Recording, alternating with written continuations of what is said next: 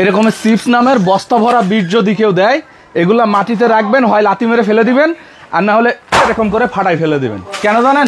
আমি একটু আপনাদের দেখাচ্ছি। এইগুলো আবার দেখাস না, কোম্পানি আবার আমার নামে মামলা দেবে।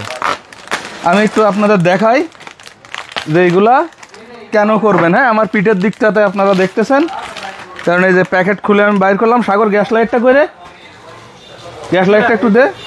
এই যে সৈকত একটু নিচু হ। এই বিষের প্যাকেটে লাথি মারছি দেখে আপনি হয়তো অখুশি হয়েছেন যে ভাই খাবারে লাথি মারলেন কেন। এটা খাবার না, এটা পয়জন। এই পয়জন দিনের পর দিন আপনার শরীরে ঢুকতেছে, আপনার বাচ্চার শরীরে ঢুকতেছে। সেই কারণে আপনার বাচ্চা, আপনি সবাই মিলে একটা দেশ পঙ্গুত্বে বরণ করতেছে।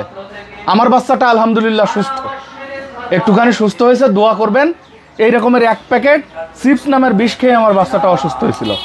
কেন জানি আমি একটা ইউটিউব ভিডিওতে দেখলাম, দেখে আমার যেন মনে হলো যে আমিও একটু চেষ্টা করে দেখি।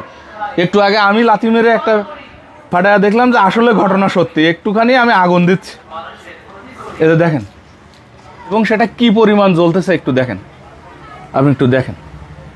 এখন হলো ডিসিশন আপনার, আপনি লাথি মারবেন নাকি আপনার কোমলমতি 1-2 বছরের ছোট্ট শিশু যার লিভারটা এতটুকু, সেই বাচ্চাকে খাওয়ায় আপনি লিভারকে পঙ্গু করে দিবেন। আপনার ভবিষ্যৎ প্রজন্ম ধ্বংস করবেন নাকি এই চিপস আপনি খাওয়াবেন, খাওয়ায় আপনি ভালো থাকবেন। এই বিষয়টা দেখার সম্পূর্ণ দায়িত্ব হলো আপনার। আমি তো ভাই শপথ করছি আমার বাচ্চাকে আর কখনো খেতে দিব না। আমি এমনি দিই না, ভালোবেসে কোনো এক বন্ধু আমার বাচ্চাকে দিয়ে 3 দিন প্রচণ্ড পরিশ্রম করে বহু ডাক্তারের কাছে গিয়ে, অনেক মানুষের কাছ থেকে এ নিয়ে, জ্বর, পেট ব্যথা, একের পর এক আমার বুকের উপরে বমি করতেছে, এসব থেকে বেরোইছি। দয়া করে আপনি যদি আপনার ছোট্ট শিশুর ভালো চান, এই বিষ ওদেরকে আর খাওয়ায়েন না। একটা খাবার কিভাবে এরকম করে জ্বলতে পারে, একেবারে কিভাবে এরকম করে একটা খাবার জ্বলতে পারে? এটা আলুর চিপস নাম দিছে, এখানে আলু কোথায়?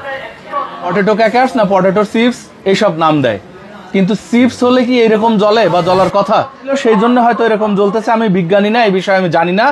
আপনি যদি জেনে থাকেন ডেফিনেটলি কমেন্টে জানাবেন যে আসলে কোনো খাবার, সাধারণ কোনো খাবার বা একটা চিপস কি এরকম জ্বলার কথা ছিল কিনা।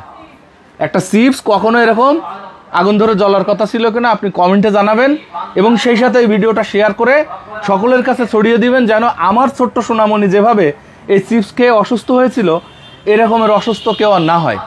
আমি অনেক কান্নাকাটি করেছি আল্লাহর কাছে, মানে ওর কষ্ট দেখে।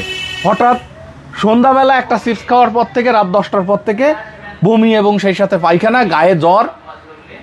আমার বুকের উপরে আমার বাচ্চা একটানা বমি করতেছে। বাধ্য হয়ে ওর মা চিটাগাং থেকে চলে আসছে, ছিল তো বাচ্চা আমার কাছে, আমার বাড়িতে। একটা খাবার কি এরকমভাবে জ্বলা সম্ভব কিনা, এই প্রশ্ন আমি আপনাদের কাছে রেখে যাচ্ছি, যেটা কমেন্টে আপনারা জানাবেন। আর এই ধরনের বাটপারি জিনিস থেকে ডেফিনেটলি দূরে থাকবেন। প্যাকেটগুলো তো দেখাইতে পারি না, মামলা খেয়ে যাব।